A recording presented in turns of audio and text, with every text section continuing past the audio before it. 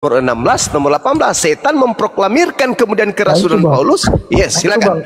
Makanya yang saya bilang tadi bang, itu di Kisah Para Rasul bang 19 ayat 6 bang, yang abang bilang Roh Kudus itu, yang abang bilang setan itu Roh Kudus itu bang. Di mana tertulis, saudaraku? Kisah Para Rasul 19 ayat 6. Oke, silakan Anda lihat, bacakan kepada saya. Silakan. Silakan.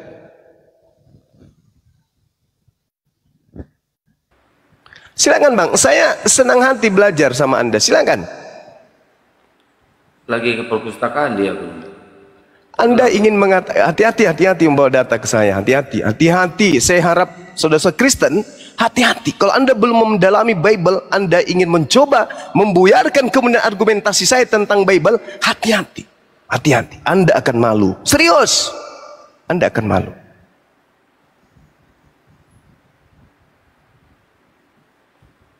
Ngeri loh data yang kau bawa ini, ngeri kali. Anda membawa Kisah Para Rasul 19:6 itu ngeri kali.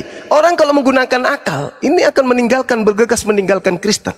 Ngeri ini data ini Anda bawa. Mungkin menurut Anda yang hanya menggunakan terjemahan, wah bagus ini. Oh sorry, Kristen itu menggunakan bahasa Yunani kitabnya. Hati-hati.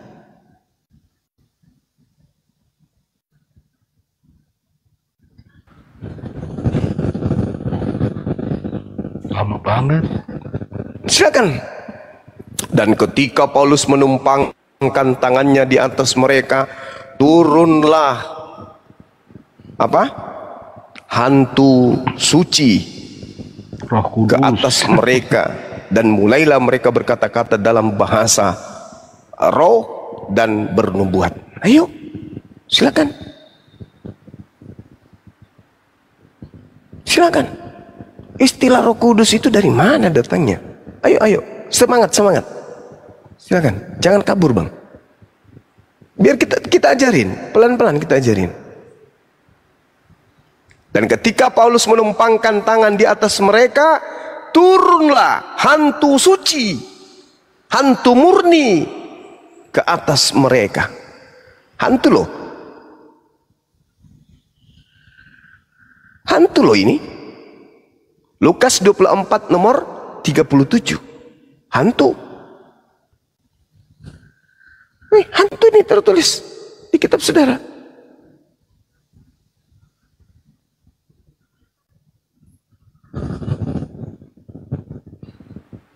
Ayo. Anda lihat bagaimana Paulus kemudian melakukan aksi-aksinya setelah mereka mendapatkan bisikan-bisikan hantu dari Paulus. 1 Timotius 1:20, di antara Himenius dan Alexander yang telah kuserahkan kepada iblis supaya jerah mereka menghujat. Paulus menyerahkan korban kepada iblis ini apa tujuannya coba? Gini bang, saya pakai satu HP bang, jadi nggak kedengaran kalau misalnya saya buka ayat bang. Saya bantu baca. Dan ketika Paulus menumpangkan tangan di atas mereka, turunlah hantu yang murni ke atas mereka, dan mulailah mereka berkata-kata dalam Roh Kudus pula. Di mana ada Roh Kudus? Itu Roh Kudus bang, bukan hantu itu. Ini terjemahan Indonesia yang diambil dari Quran. Roh Kudus di situ tertulis hantu. Hantu. Roh Kudus itu dari mana rupanya? Bahasa dari mana itu Roh Kudus? Dari mana kata Roh Kudus itu kalian ambil dari mana? Sementara bahasa Yunaninya apa? Pneumahagios. Itu yang datang ke Nabi Musa itu siapa bang? Nah ibaratnya dapat 10 perintah Allah. Itu yang datang bang? Kepada Nabi Musa itu malaikat. Malaikat, bukan Tuhan. Yes. Bukan, mana ada Tuhan? Bukan. Di mana tertulis Tuhan? Mau ku ajarin di mana tertulis malaikat? Coba bang, coba di mana tulis malaikat bang? Oke, baca sekarang di kitab Anda, Google, di Kisah Para Rasul 7. Silakan Anda buka. Data nomor 35, 38 dan 53. Itu merangkum semuanya di sana. Nomor 35-nya tertulis sampai di sana. Musa telah mereka tolak dengan mengatakan, siapakah yang mengangkat engkau menjadi pemimpin dan hakim? Musa ini juga diutus oleh Allah sebagai pemimpin dan penyelamat oleh siapa? Oleh malaikat. Nomor 38, Musa inilah yang menjadi pengantara dalam sidang jemaat di padang gurun di antara apa? Di antara malaikat. Ngapain malaikat itu? Yang berfirman kepadanya. Di mana? Di Gunung Sinai. Hayo, kalian itu nggak pernah diajarin sama pastor pendeta tentang data ini. Yang datang kepada Nabi Musa itu bukan Tuhan, itu adalah Malach Elohim, malaikat Tuhan. Nomor 53, apa yang diterangkan di sana? Kamu telah menerima hukum Taurat yang disampaikan oleh para malaikat. Siapa yang menyampaikan Taurat? Malaikat. Akan tetapi kamu tidak menurutinya. Hayo, jadi kalian selama ini didoktrin dan didogma, termenset dalam pikiran saudara, yang datang kepada Musa itu Tuhan. Karena kenapa? Ya, itu Kalian Tuhan. tidak diajarkan. Ada di Keluaran 3 ayat 11 sampai 13. Apa? Bahwa Silakan. Allah berbicara kepada Musa. Oh, Allah berbicara kepada Nabi Musa. Itu malaikat Tuhan berbicara kepada Nabi Musa. Nah, Dan itu kalau bukan malaikat bang, itu Tuhan bang. iya, memang makanya Yesus jawab. Apa kata Yesus? Bukankah setiap siapapun yang diserahi tugas untuk menyampaikan firman, maka dia adalah Allah. Yohanes 10 nomor 34, 35, 36. Yesus dituduh, kenapa kau menyamakan dirimu dengan Allah? Apa kata Yesus? Hei Bahlul, bukankah di dalam kitab Tauratmu tertulis, siapapun yang diserahi tugas untuk menyampaikan firman, maka dia adalah Allah. Itu kata Yesus.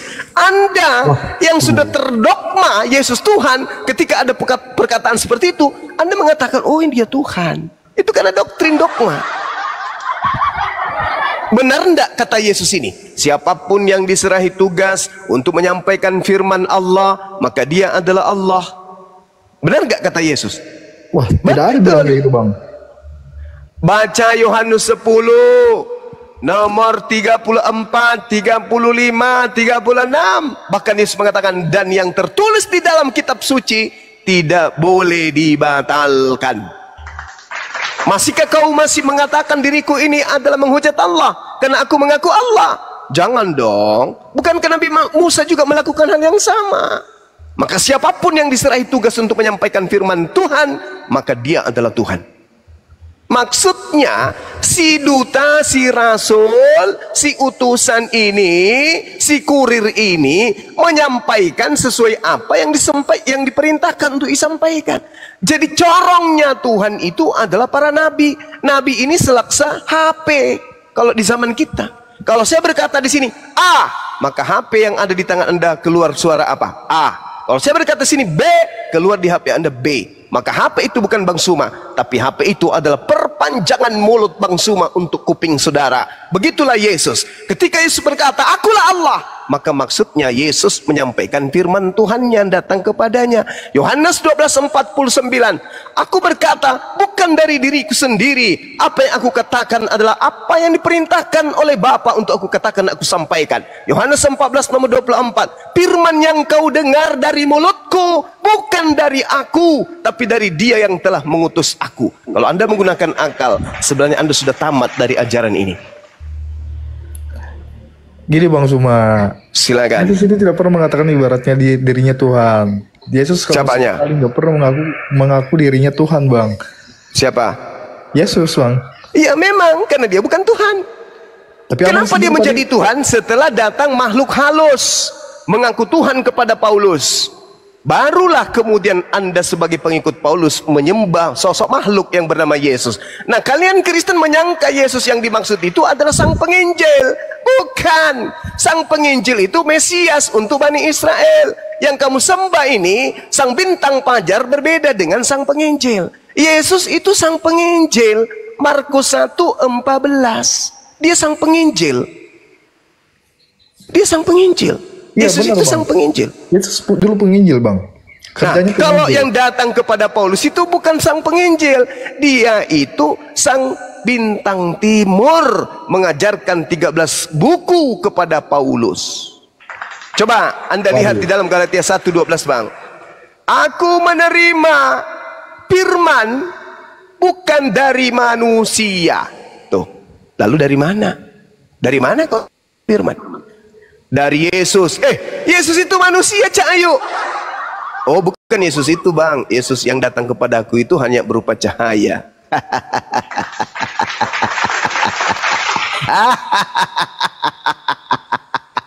Gantian Bang, gantian. Itu.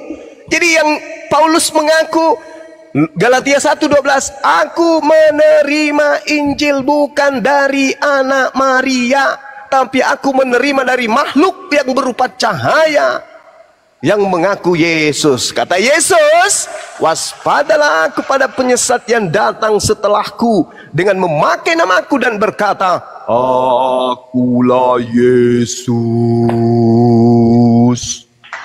Tergenapi enggak? Tergenapi. Kepada siapa? Kepada Paulus. Sejak kapan Bang Roh Kudus itu mengaku Tuhan, mengaku Yesus Bang? Pada saat mendatangi Paulus Bang? Nggak ada Bang. Lah itu makanya kau sudah jawab. Thank you. Terima kasih kau sudah mengatakan itu. Jadi tidak mungkin Roh Kudus mengaku Yesus. Yang mengaku Yesus itu adalah Mesias palsu. Selamat. Thank you. Thank you. Thank you. Thank you. Ya emang gitu Bang. Gak ada ibaratnya Roh Kudus mengaku Yesus datang pada saat mana? Ya berarti yang datang kepada Paulus itu bukan Roh Kudus, bukan juga Yesus. Lalu siapa? Wa iyaduna illa syaitanan marida. Yang mereka sembah itu tak lain adalah iblis yang durhaka. Boleh saya balik nggak Bang? Silakan. Pada saat Nabi Muhammad berkunjung ke rumahnya Zaid, kan ada istrinya tuh, istrinya Zaid. Terus? Dan Muhammad berkata, malaikat datang kepadaku untuk menikahi istrinya Zaid. Apakah itu iblis atau malaikat Bang? Istrinya Said. Istrinya Said. Maksud Istrinya lu Zaid, apa? anak angkatnya Nabi Istrinya Muhammad. Said atau janda Said? Istrinya Zaid, namanya Zaid. Istrinya Muhammad. Said. Zaid benar. Allahu Akbar. Saudara, percuma Anda membahas tentang Nabi Muhammad. Percuma. Nabi Muhammad terlalu berat untuk dilecehkan. Ingat, orang sesamanya Nabi Muhammad tidak pernah melecehkan dirinya. Anda yang membaca kitab suci Al-Quran aja kagak bisa.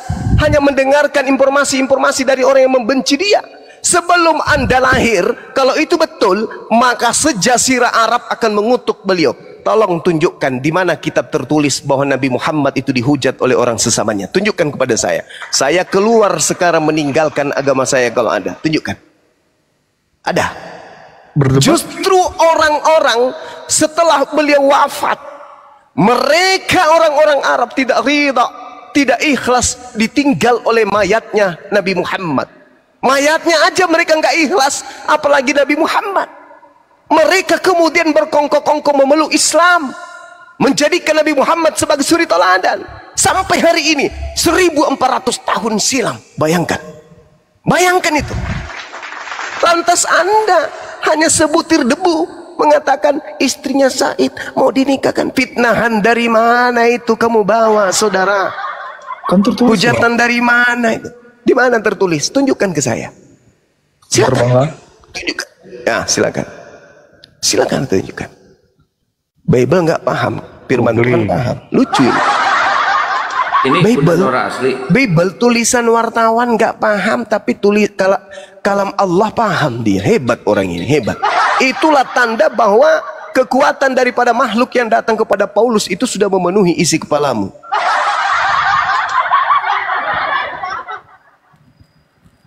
Kami yang mengerti kitabnya, kami yang paham kitab gundul, kami yang belajar tentang kitab-kitab ini, Anda cuman modal dengar-dengar, Google, alamak, memalukan.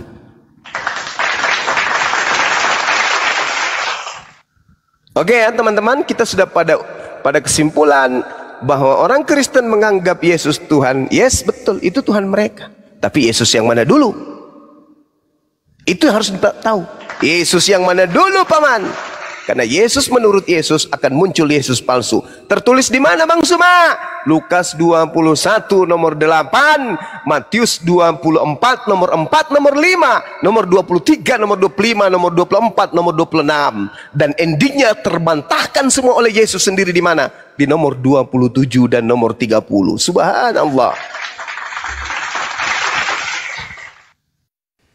Halo bang, itu tentang Said bang. Al-Hasab ayat ke-37 bang. Coba Anda bacakan kepada saya.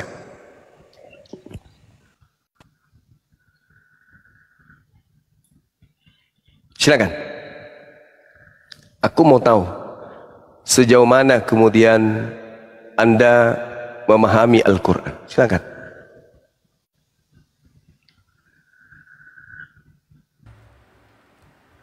izin sambil nunggu, ini Bunda Nora asli bukan? Assalamualaikum warahmatullahi wabarakatuh. Waalaikumsalam warahmatullahi wabarakatuh. Saya izin numpang di sini aja, kalau ada apa saya diturunkan, tapi 10 menit ya Bang Ya, silakan. Ya, sampai untuk hari apa Natal juga aja? nggak apa-apa. Jam kali pun. Apa diminta di follow lah, ya? Ya lanjut Bang Zuma. Ini si Dana, kamu keluar dari jeda dek, nggak akan bisa terdengar suaramu. Ini ada pion catur juga, dia hotel nih, pion catur. Dibuka mute-nya, Dek. Bang Zuma sehat Bang? Sehat, alhamdulillah. Sehat ya Bang? Masya Allah, alhamdulillah. Kok saya nggak ditanya sehat enggaknya?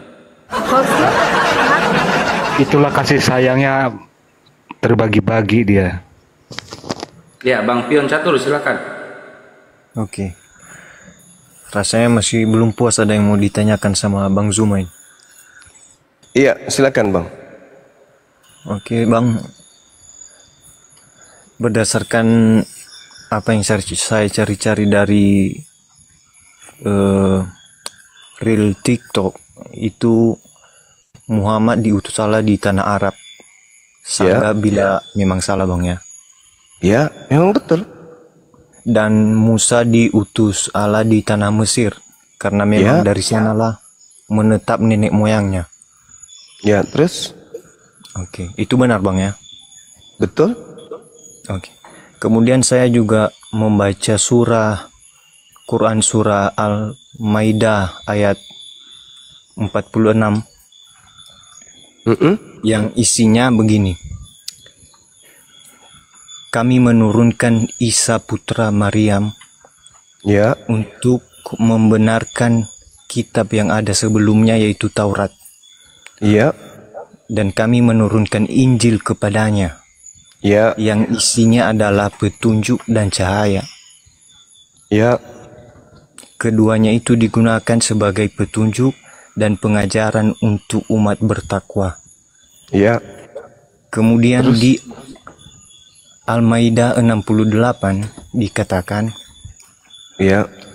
Hai Muhammad, katakanlah kepada ahli Taurat, sesungguhnya engkau tidak akan dikatakan beragama kalau engkau tidak mengajarkan Taurat dan Injil. Terus? Oke, Bang. Jadi berdasarkan tadi tempat diutusnya dan menetapnya Nabi Muhammad, yaitu di tanah Arab, dan sedangkan Musa yang menerima Taurat menetap di tanah Mesir, bagaimanakah seorang Muhammad ini bisa dengan percaya diri mengatakan bahwa dia membawa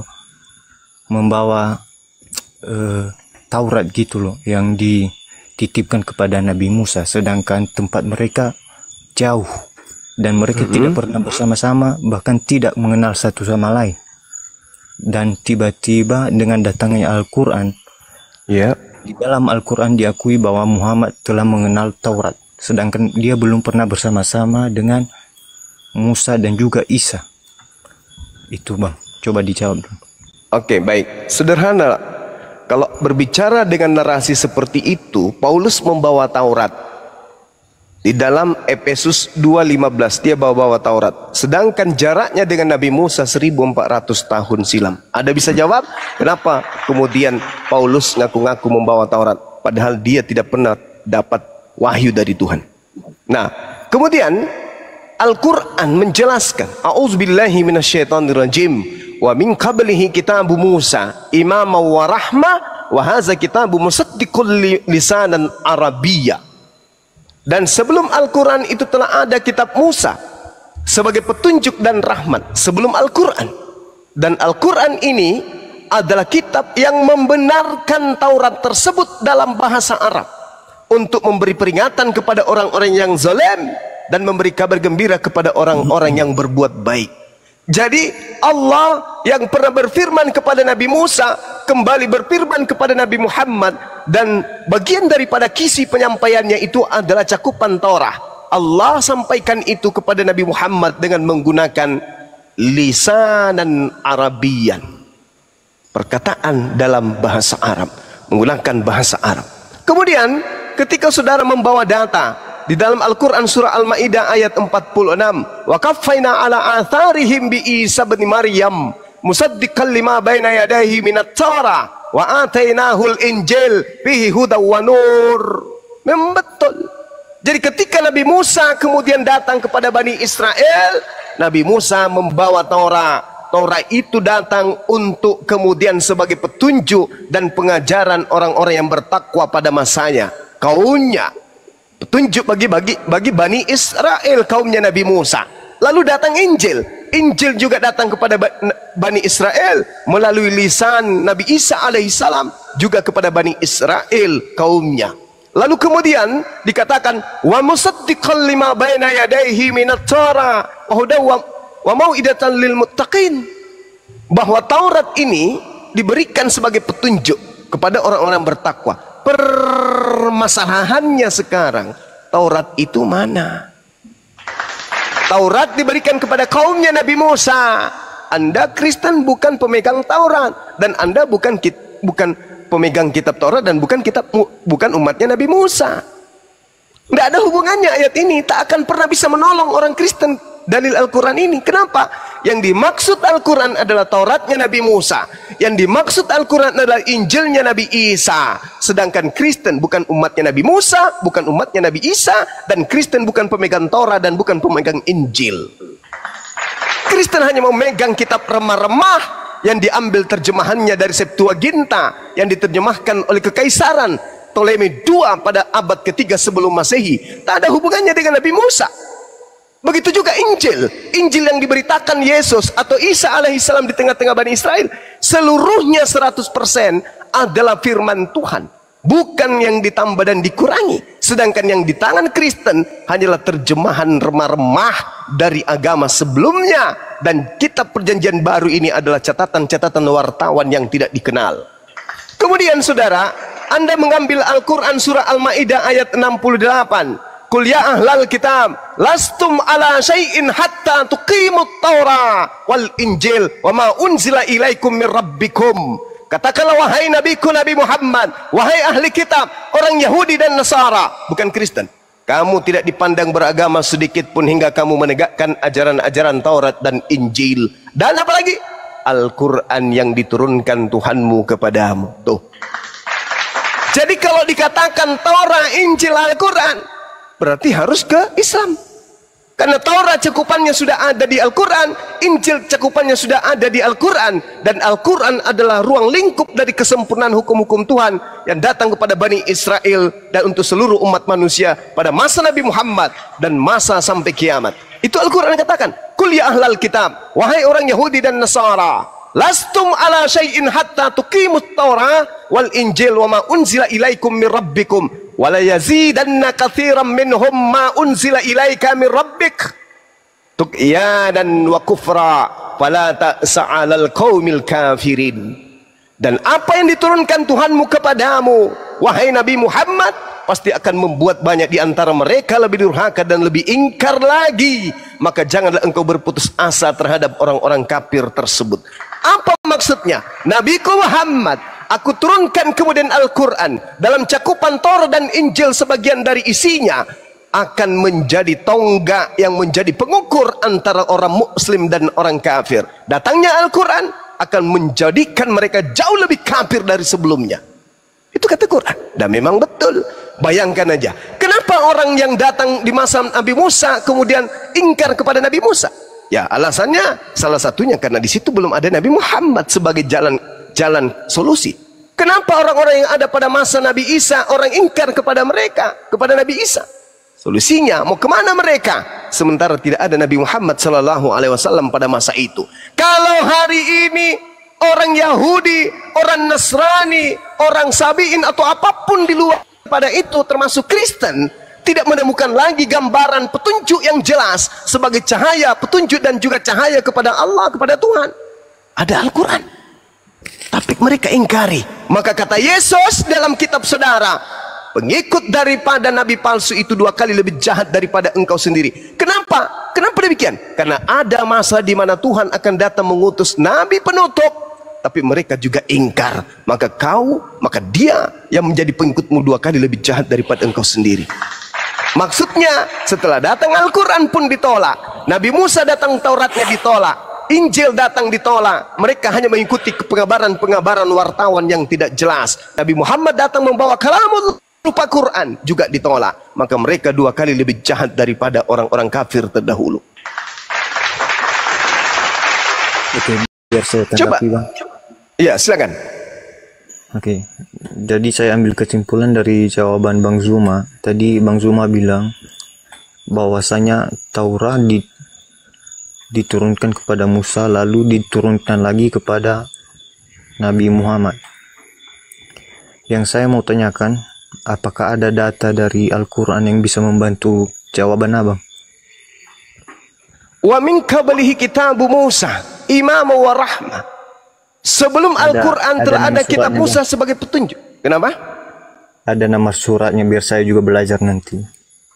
Al-Ahqaf ayat 12, Al-Quran surah Al-Ma'idah di data nomor 15, nomor 16. Ya ahlal kitab qad ja'akum rasuluna yubayyinu lakum katsiran mimma kuntum tukhfuna minal kitab wa ya'funa an katsir qad ja'akum minallahi nurun wa kitabun mubin yahdi bihillahu man ittaba ridwanahu subulas salam wa yukhrijuhum minaz zulumati ilan nur biizni wa yahdihim ila siratim mustaqim. Wahai ahli kitab, telah datang kepadamu Al-Quran sebagai petunjuk kepada kalian yang mau mengikuti keridaan Tuhan menuju jalan keselamatan. Dengan Al-Quran itu kemudian Allah mengeluarkan orang dari gelap gulita kepada cahaya dengan izinnya dan menunjukkan Al-Quran itu kepada jalan yang lurus. Al-Quran surah Al-Ma'idah ayat 15 ayat 16. Dulu Taurat pada zamannya ya untuk kaum Bani Israel, Injil pada zamannya untuk kaumnya Nabi Isa.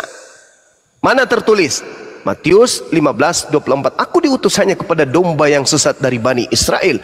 Ulangan 33 nomor 4. Hukum Taurat diberikan kepada hanya Bani Yakub saja. Mazmur 147. Hukum yang datang kepada Bani Yakub, keturunan Yakub, dan aturan-aturanku yang kuberikan kepada Bani Israel tidak aku berikan kepada bangsa yang lain. Maka Al-Quran datang sebagai hukum baru untuk menjelaskan dan menyimpulkan hukum-hukum yang telah lalu. Demikian. Oke, berikutnya itu udah clear, Bang. Oke. Siap. Saya mau memberikan sebuah pernyataan. Silakan. Coba nanti Bang Zuma tanggapi. Ya. Ini pernyataan saya. Seandainya agama kekristenan apapun dihapuskan di muka bumi, tetapi saya sendiri tetap menjadi pengikut Yesus yang kalian kena Isa Al-Masih. Menurut Bang Zuma, apakah saya berada di jalan yang benar atau tidak? Tidak. Enggak lagi. Berarti Bang Zuma salah. Saya mau memberikan bantahannya, Bang. Silakan. Di Quran surah Al-Zukhruf 61, di sana tertulis jelas, boleh dicek teman-teman. Silakan. Dan Isa, dan sebenarnya bisa kata hari kiamat. Kurang lebih intinya Isa adalah jalan yang benar. Lalu Isa mengatakan, ikutilah Tuhanku dan Tuhanmu, yaitu Allah. Boleh dicek. Kalau dibaca mungkin lebih jelas. Saya bacakan. A'udzubillahi minasyaitonirrajim. Wa innahu la ilmul lisa'ah fala tamtarunna biha wattabi'un hadza siratul mustaqim. Dan sungguh dia Nabi Isa benar-benar menjadi pertanda akan datangnya hari kiamat. Karena itu janganlah kamu ragu-ragu tentang kiamat dan ikutilah aku. Inilah jalan yang lurus. Bung, duduk pelan, atur napasnya, pasang kupingnya, akalnya coba disetting lagi. Dengarkan kata per kata dari saya. Kalau Anda beriman kepada Al-Quran surah As-Zukhruf ayat 61 ini, segeralah keluar dari agama Kristen. Loh, kok bisa kayak gitu, Bang?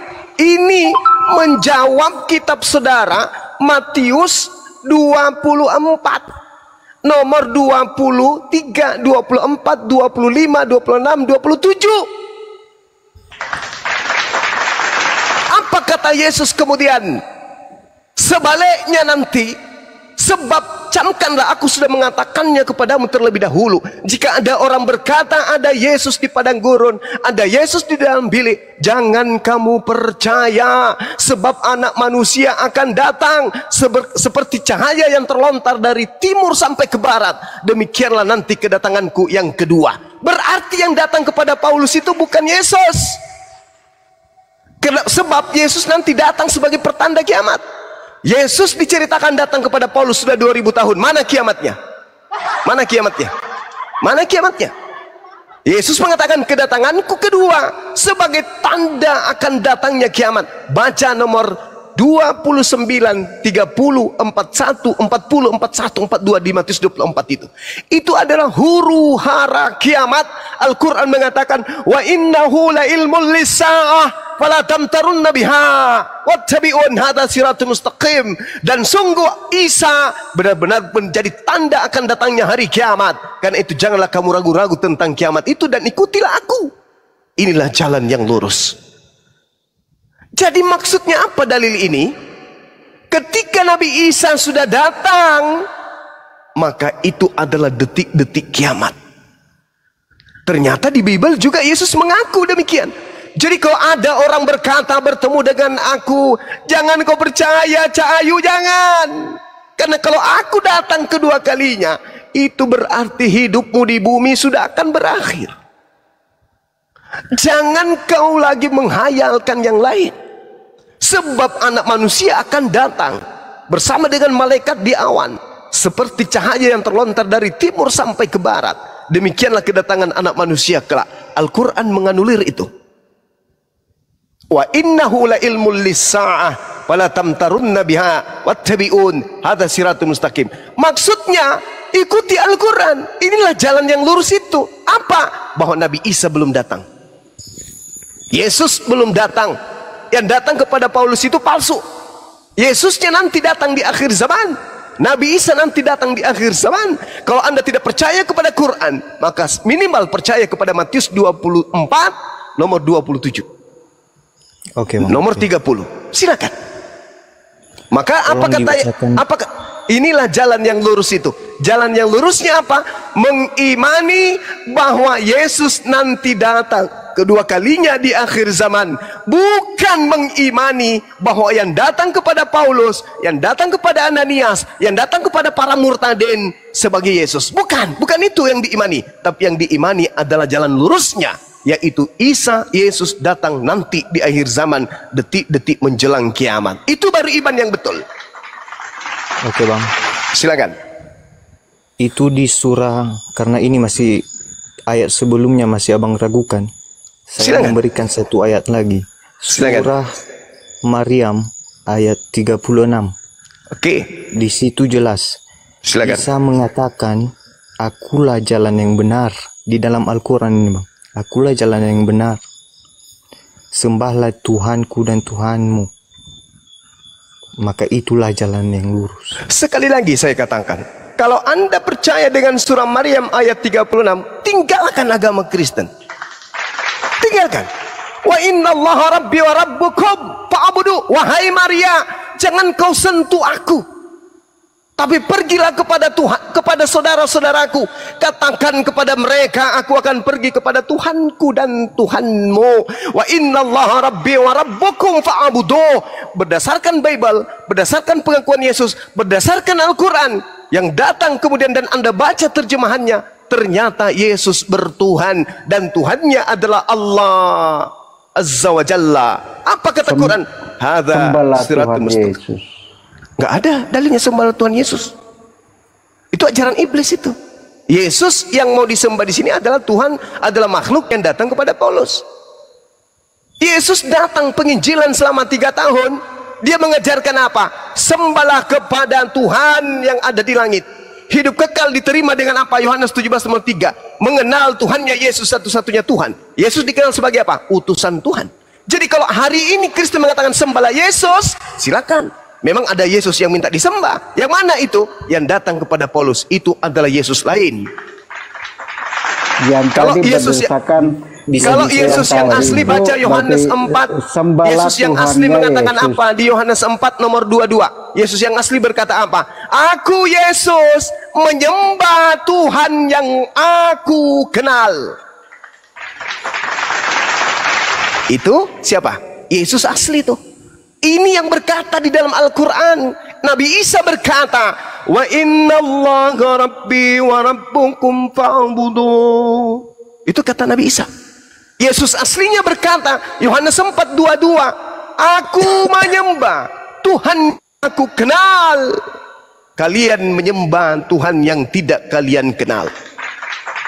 Jadi di sini Nabi Isa mengatakan sembahlah Allah, Tuhanku, Tuhanmu. Kenapa kalian sembah Yesus Cahayu? Iya, jadi kalau Anda percaya kepada surah Maryam, percaya kepada Al-Quran intinya, maka tinggalkan agama Kristen. Karena agama Kristen menghantarkan Anda kemudian menyembah kepada makhluk halus yang datang kepada Paulus yang konon mengklaim namanya adalah Yesus, sedangkan dia bukan manusia. Kata Paulus Galatia 1:12, aku menerima Injil 13 bukuku ini bukan dari manusia, tetapi makhluk yang mengaku Yesus Al-Masih, Yesus Kristus. Kristus itu Al-Masih atau Mesias. Sedangkan iblis, menurut tradisi Quran Islam, iblis juga ada yang disebut Dajjal, Dajjal Al-Masih, Dajjal Mesias. Dan datang kepada Paulus itu adalah Mesias. Kata Yesus dalam Matius 24 nomor 4 nomor 5, akan datang Dajjal mengaku Mesias, membawa-bawa nama Yesus. Betul.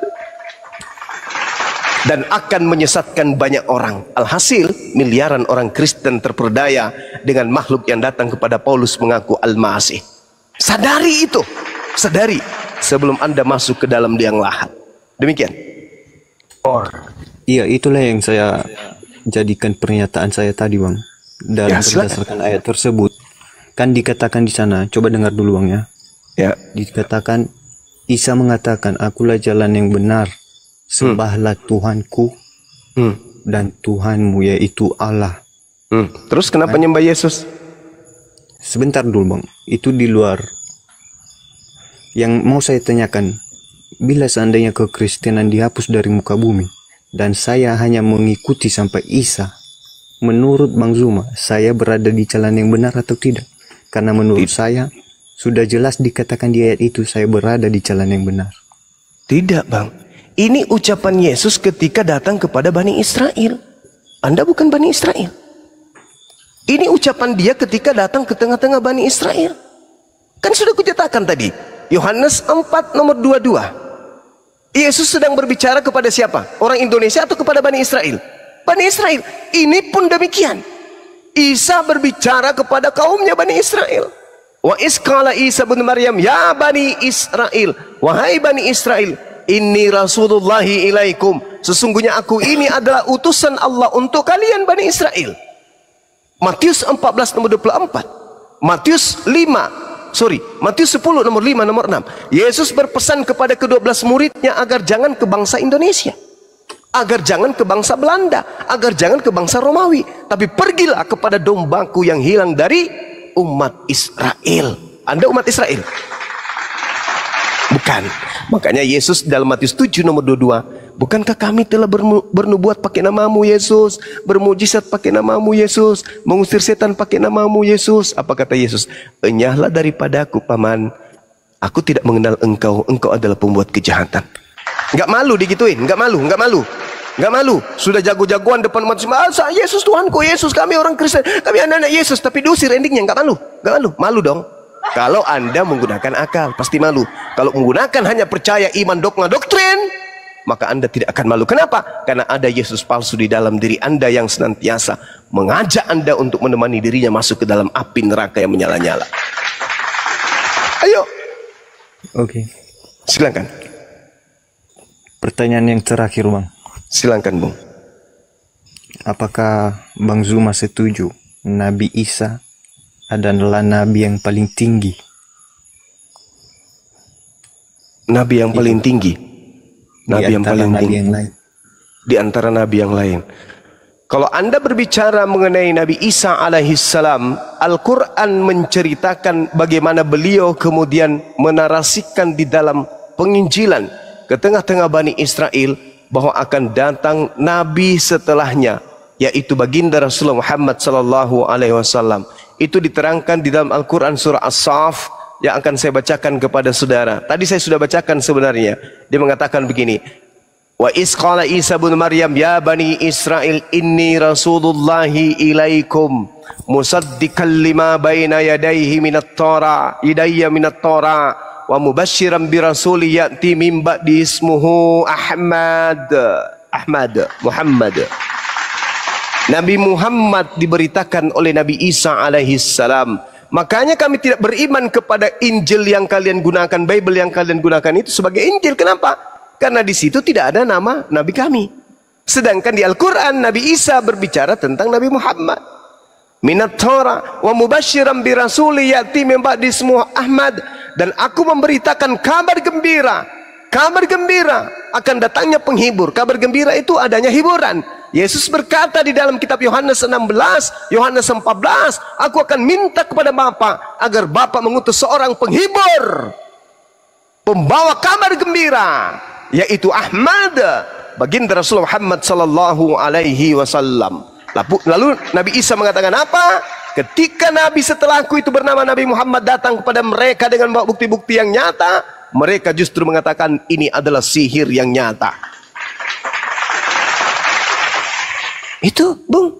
Jadi kalau Anda beriman kepada Nabi Isa, maka berimanlah kepada Nabi Muhammad. Coba Anda baca di dalam Yohanes 14 nomor 16, aku akan minta kepada Bapa agar Bapa memberikan seorang penolong lain. Nomor 26-nya, yang akan mengajarkan engkau damai sejahtera, shalom, Islam. Yang mengajarkan segala sesuatu berkaitan dengan hukum-hukum, keadilan, pengisapan dunia akan dosa. Kenapa Nabi Muhammad datang mengajarkan pengisapan dunia akan dosa? Karena seluruh dunia sudah dijamah oleh dosa dengan adanya agama Anda yang menghalalkan segala apa yang diharamkan oleh Allah dan menyembah kepada selain daripada Allah. Maka Islam datang menghapuskan itu. Dia akan datang menginsapkan dunia. Di mana ajaran paganisme berada, di situ Islam datang untuk menghapusnya. Dia datang untuk mengisapkan dunia akan dosa. Sedangkan Paulus mengajarkan dengan agama Kristen menghapuskan seluruh perintah-perintah Tuhan menuju kepada perintah makhluk halus yang ngaku Yesus kepada Paulus. Saya mau sanggah ayat Alkitab yang barusan silakan. Sebut. Silakan. Yesus berkata, aku akan datang kepada Bapa dan meminta seorang penolong. Silakan. Yang dimaksud penolong di situ Bang Zuma jelas ada di ayat-ayat berikutnya, bukanlah Muhammad. Ya, silakan. Yaitu Roh Kudus. Ya, Roh Kudus tinggal di dalam hati setiap manusia. Oke. Jangan Sekarang disalahgunakan. Oke, baik. Kita berbicara, kita fokuskan kepada Roh Kudus. Menurut saudara, Roh Kudus yang dimaksud di sana itu manusia atau apa? Namanya saja roh. Udah jelas bukan manusia. Kenapa di dalam 1 Yohanes 4 nomor 1? Ujilah setiap roh-roh yang datang kepadamu. Sebab banyak nabi-nabi palsu. Kenapa larinya ke nabi? Tadi bicara roh, kenapa larinya ke nabi? Iya, itulah salah satu fungsi roh. Jadi yang dimaksudkan Yesus adalah dia mengutus roh di dalam setiap hati manusia. supaya mereka terbantu untuk mengambil keputusan sesuai dengan kehendaknya Tuhan. Oke. Berdasarkan arahan roh yang istilahnya kurang lebih kayak Tuhan mau membisikkan gitu loh. Melalui rohnya. Baiknya begini. Makanya dibilang ujilah setiap roh. Sebab ketika ada nabi-nabi yang datang. ya, Contohnya berarti yang mau diuji ini roh atau nabi atau orang? Iya maksudnya. ayo. Mohon maaf. Ya silakan. Apa yang mau diuji ini? Roh atau orang? Tapi boleh dinampakkan dulu, enggak? Apanya? Ayat Silakan Anda itu. baca. 1 Yohanes 4. Saya enggak ada Alkitab di sini. Saya lagi dulu. Waduh, bagaimana dong? Roh kebenarannya kemana? Pensiun?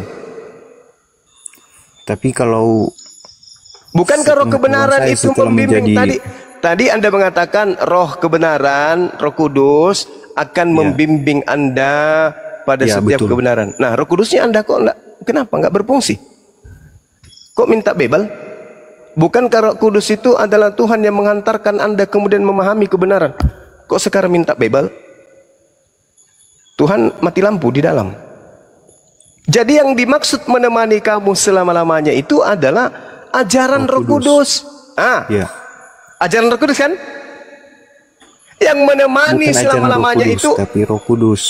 Kok Roh Kudus? Kenapa masih ada pendeta berzina? Jangan dicampur aduk. Kan Oke, udah sekarang jelas kenapa tadi ada dari awal. kenapa ada pendeta berzina?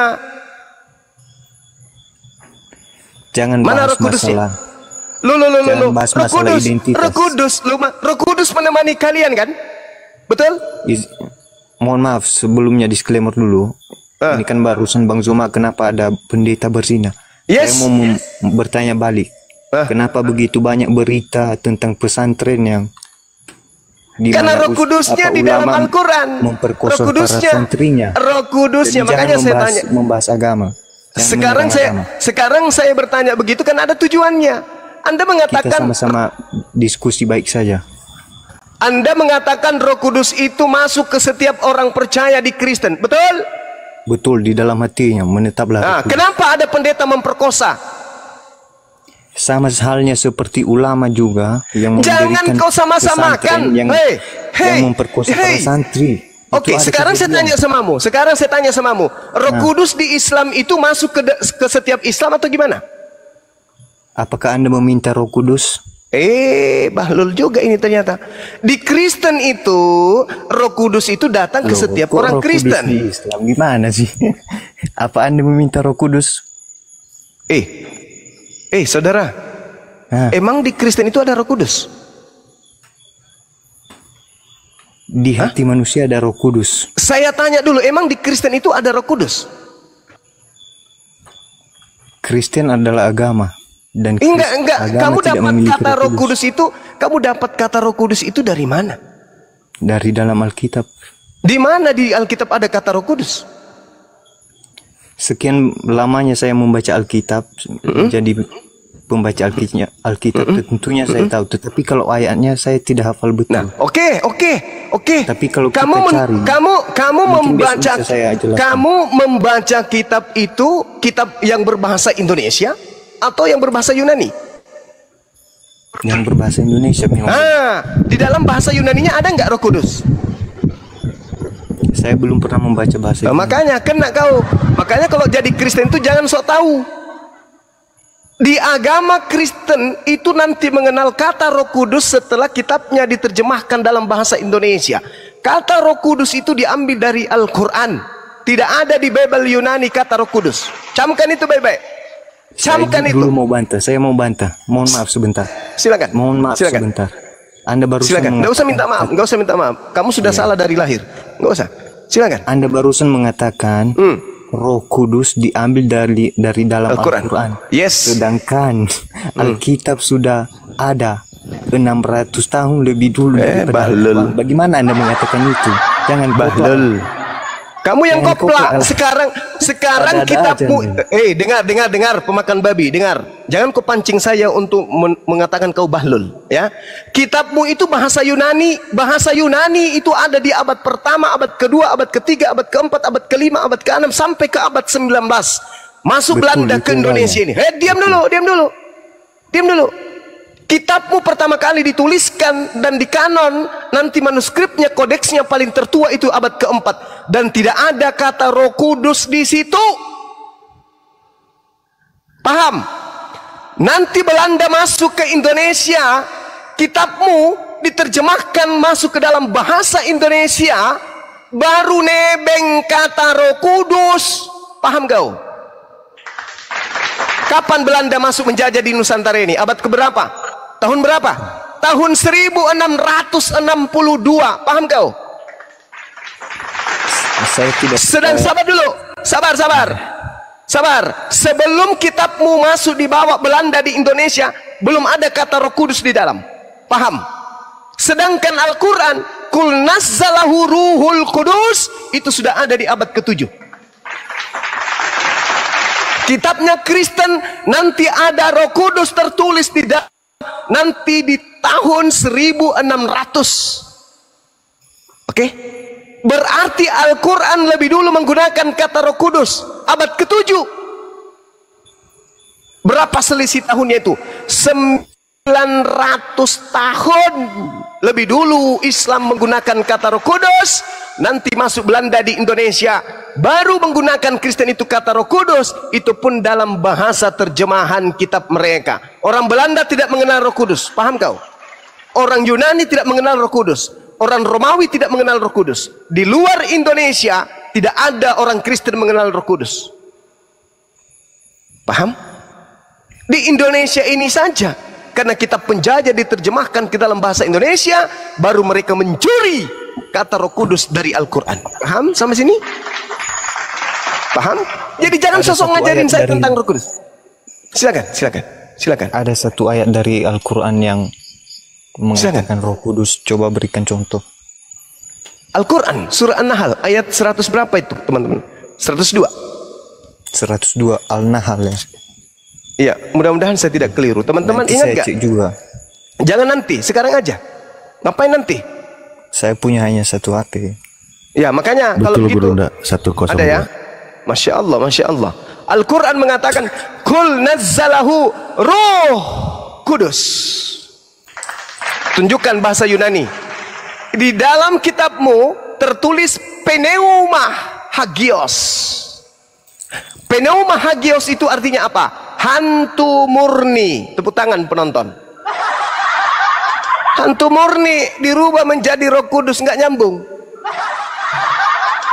Kalau orang Anda, pendahulu-pendahulu Anda jujur menerjemahkan Bible ke bahasa Nusantara kita, maka yang ditulis di situ bukan Roh Kudus, tetapi hantu murni. Sosokan. Harusnya kau mengatakan pada diri Kristen itu terdapat hantu yang murni. Nah, itu baru betul. Karena memang kalian ini bukan pengikutnya Yesus. Kalian ini pengikut hantu yang datang kepada Paulus. Akulah Yesus yang kau aniaya. Tidak ada jasad, cuman suara. Apa namanya? Tidak ada jasad, hanya suara. Apa namanya? Hantu. Baca. Kenapa saya mengatakan di dalam kitabmu dikatakan hantu yang murni? Baca Lukas 24 nomor 37. Murid-murid Yesus kaget dan ketakutan sebab mengira melihat pneuma. Pneuma yang mereka kira lihat Yesus itu, mereka mengira melihat pneuma. Apa arti pneuma? Hantu. Berarti Pneuma Hagios artinya hantu yang murni. Jangan bang, kalau Anda ingin belajar Islam, saya layani. Tapi kalau Anda ngeyel, ya guru ketika menginginkan murid-muridnya itu tersadarkan, terkadang guru menggunakan cambuk untuk menghantam betis muridnya agar muridnya itu jerah, agar belajar dengan rajin.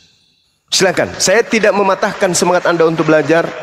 Saya Bang Suma senantiasa punya niatan untuk membimbing siapapun baik Islam awam untuk mengerti tentang Bible, begitu juga orang Kristen yang selama ini buta taklid terhadap agamanya sendiri, yang tidak mengerti Bible, cuma ikut-ikutan joget di gereja, tapi tidak mengerti isi Bible yang sesungguhnya. Mereka yang sama seperti itu, bawa ke sini, biar tak ajarin. Saya tidak akan membengkokkan isi Bible. Justru saya meluruskan apa yang kalian bengkokkan. Yang tadinya hantu murni, hantu suci, kalian bengkokkan menjadi roh suci. Padahal di Bible sendiri pneuma itu diartikan dengan terjemahan hantu. Baca Lukas 24 nomor 37, itu bukti akurat.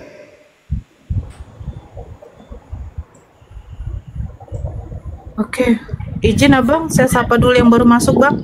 Silakan.